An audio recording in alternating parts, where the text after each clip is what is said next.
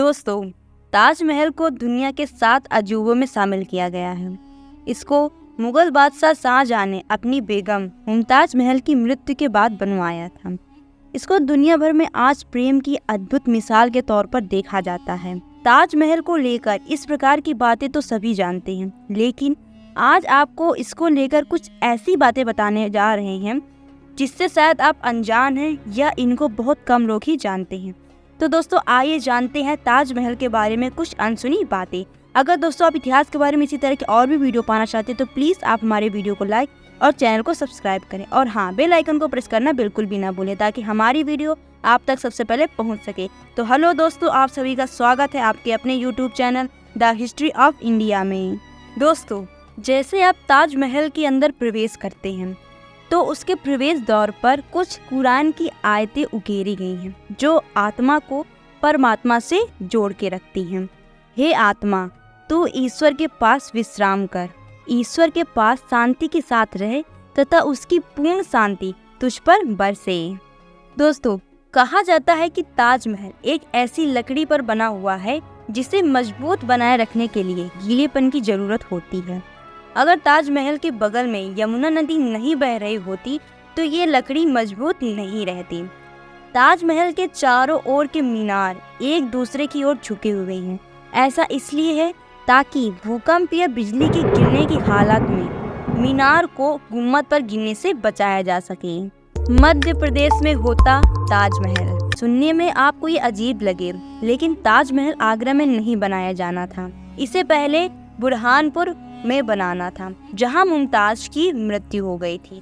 लेकिन दुर्भाग्य से बुरहानपुर में पर्याप्त संगमरमर की आपूर्ति नहीं हो पाई और इसलिए आखिर में ताजमहल बनने का फैसला आगरा में किया गया था। पूरे दिन बदलता है कई बार रंग। एक बात जो आपको बेहद अजीब लगे, लेकिन ये सच है कि ताज दिन में अपना रंग 3 बार बदलता है। रंग में बदलाव रोशनी और समय के आधार पर देखने को मिलता है।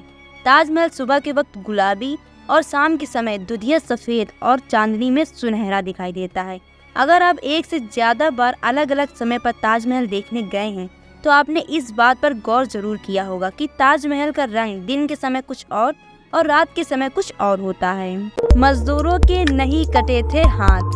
ताजमहल से जुड़ा ये फैक्ट जो सबसे ज्यादा लोगों द्वारा एक दूसरे को बताया जाता है कि शाहजहां ने मजदूरों के हाथ कटवा दिए थे ताकि इस जैसा स्मारक फिर से न बन सके। इस बात में कितनी सच्चाई है, इस बात के साक्ष्य अभी नहीं मिले हैं। ऐसा प्रतीत होता है कि श्रमिकों को न केवल अच्छी तनख्वाह दी जाती थी, बल्कि ताजमहल के निर्माण के लिए आवश्यक उनके कौशल के लिए भी उनका सम्मान किया जाता था। ताजमहल के निर्माण के लिए बाहर से आए थे पत्थर। जड़ाई के काम के लिए कीमती और अर्ध कीमती पत्थरों का इस्तेमाल किया गया था, जो लगभग 28 विभिन्न प्रकार के थे। ये पत्थर श्रीलंका, तिब्बत, चीन और यहाँ तक कि भारत के कई स्थानों से मंगवाए गए थे। दीवारों में उकेरी गई सुलेख में कुरान के छंद शामिल है, जिनमें स्वर्ग की बातें लिखी गई हैं। ताजमहल में कब्रें।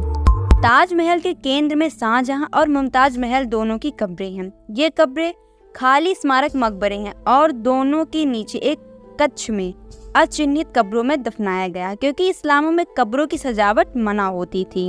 अन्य पत्नियों और पसंदीदा नौकरों को ताजमहल के बाहर दफनाया। हालांकि जब ताज के बारे में बात की जाती है तो शाहजहां और मुमताज महल के बीच प्रेम कहानी पर भी ध्यान केंद्रित किया जाता है।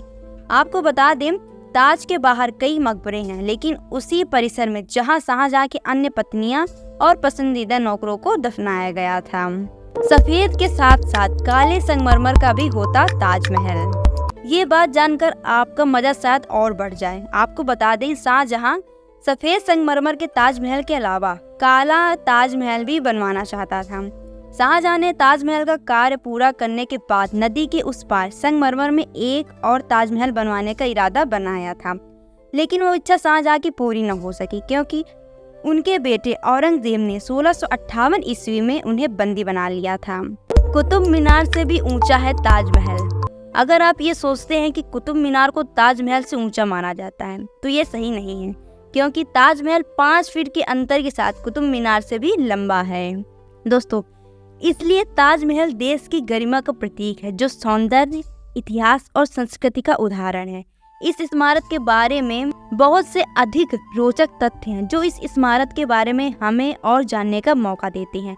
इस विश्व प्रसिद्ध भव्य इमारत को अपनी सौंदर्य के लिए जाना जाता है, जो दुनिया भर के लोगों को इसकी खूबसूरती और भारत की ऐतिहासिक विरासत का एक अद्भुत नमूना देता है।